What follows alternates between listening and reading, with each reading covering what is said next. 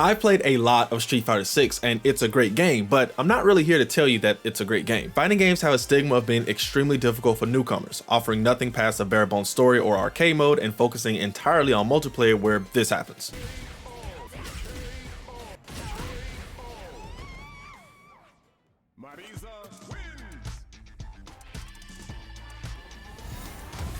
Street Fighter 6 seems to have wanted to do this differently with revamped single-player offerings such as World Tour, and so the question I'm here to answer is Street Fighter 6 worth it for the casual gamer, or do the promises of engaging single-player combat fall flat?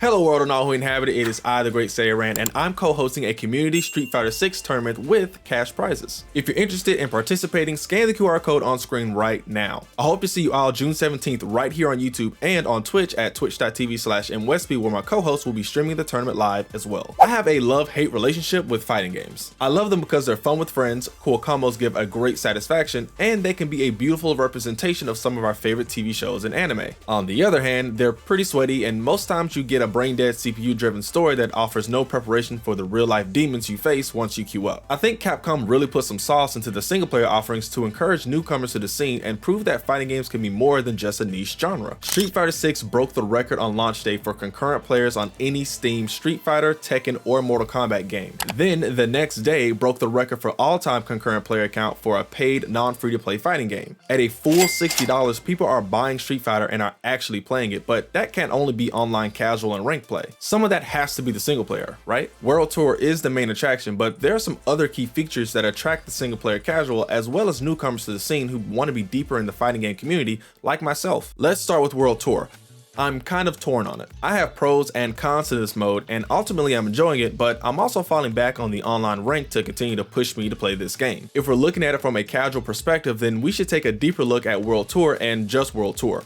For now, I think the best thing Capcom did was have a robust character customization system. I will gripe that I played the demo and the open beta and spent 30 minutes on my Mangekyo Sharingan avatar only for the game to ask me if I wanted to import him but not actually do it. My current avatar I just threw together because I didn't feel like recreating the perfection I had made before. Anyway, in World Tour you create an avatar and you can use them in the overworld. You can actually have multiple avatars and can even copy recipes from others online to get a similar physical build. I saw someone create Ice Spice before the game even came out. It's awesome. If gaming in 2023 has taught us anything, it's that gamers want to create and share, and Capcom leaned into that big time with the amount of customization they offered. With your avatar, you can run around Metro City finding masters to teach you their moves and fighting style. Most are actually outside the city in different countries, but there's not really much to these side areas besides 2 or 3 NPCs you can randomly uppercut. Initially, you're limited in how many moves you can equip, and it feels weird. I spent hours in lobbies fighting friends and randoms learning the mechanics of the game, but they're stripped away in World Tour and piece by piece given back to you. That's annoying, but I'm also a big fat nerd who downloaded the demo and open beta to play online before playing World Tour. The average gamer probably won't do that. They'll hop into World Tour first to get a feel of the game, and so this method actually works. You don't get to spam supers until you learn the basics of light, medium, and heavy attacks. You can't use your drive impact over and over, burning out meter until you learn how to use your specials. There are cool RPG elements to World Tour as well. Gear boosting stats, experience leveling, random encounters, and even food with overworld side effects like additional experience per match. These have been done before, but it's cool to see them in the Street Fighter world, which is already known for being a bit cartoony and goofy. RPG elements actually work well here. There's even overworld indicators of enemy levels, and if they're close enough in level to you, there'll be a different color to denote that than the easier enemies. You can also use heals in battles, but I try not to since that doesn't really seem fair, and also I don't want to get into that habit because you can't do that when you play a friend or whoever else in other game modes. In fact, World Tour doesn't really prepare you for online matches, but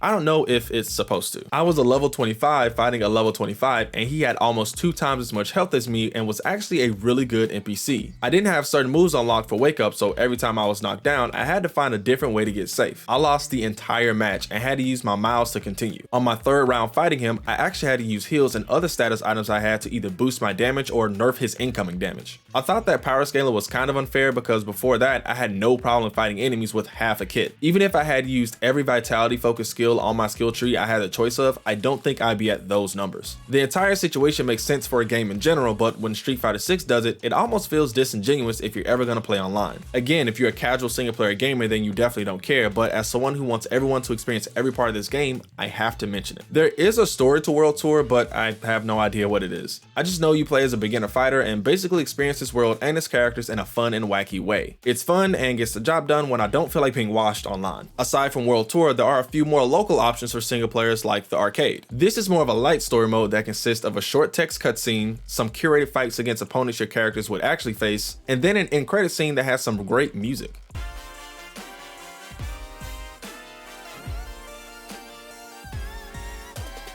It's pretty standard and would probably take you a few hours to finish up all the character-specific stories. You can also do Extreme Battle, which is more party game-esque. It's not just straight fighting. You can really customize these matches how you want and win by hitting certain criteria other than knockout. It's okay, but it wouldn't be why I bought this game or anything. Tying in World Tour, you can take the character you've created and their custom moveset and fight other people's avatars. I know this is technically online, but I thought it'd be cool to include, and I doubt anyone really treats this mode as seriously as the actual online modes. Another cool single player aspect is the combo trials. This mode has you select a character and learn their entire moveset, every combo, every special, every piece of movement, and timing. You can learn them via classic controls or modern controls, and don't let anyone deter you. If you're more comfortable with modern, use it. It's not as big of a deal as everyone's making it out to be, just have fun. Now you can use this mode to 100% learn a character, but it doesn't matter unless you actually use that character somewhere, like online, specifically ranked. Hear me out, please. As intimidating as ranked online sounds, it's actually a great option for single players looking to maybe dabble in the online Street Fighter 6 community. After your annoying 10 placement matches, they'll assess your skill and place you with other players at your skill level. Of course, as you win or lose, you'll climb or fall in the ranks, but the entire time you'll be playing players at your level. If you're a bronze player and never really grow past that skill level, the game isn't going to randomly give you a platinum player or higher. You get to enjoy the game at your skill level with players of the same mindset. Yes, there will be smurfs who are masters who just feel like regrinding ranked, but honestly, those matches are over pretty quickly because of how good those guys are and how fast they can watch players like us. Casual matches just queue you up with whoever is close and ready, and I've had some matches where I've struggled to do any damage. In ranked, I'm not having as tough of a time. I plan on being in this community, but I don't have the time it actually takes to be a master of this game. If I can play online randomly and have a decent time, then I'm down. This game is fun even when you're losing, but no one wants to lose all day, every day. So does Street Fighter 6 have enough single player content to warrant a purchase?